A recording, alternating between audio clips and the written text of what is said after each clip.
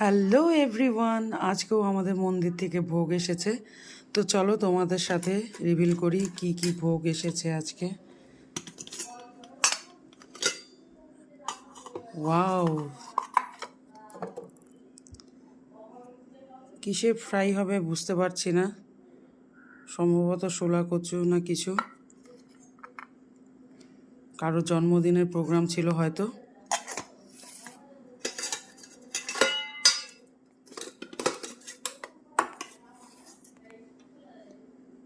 মটর পনির পোস্ত বা সর্ষা দিয়ে। আজকের ভোগ তো একদম জম্পেশ। Wow, fried rice.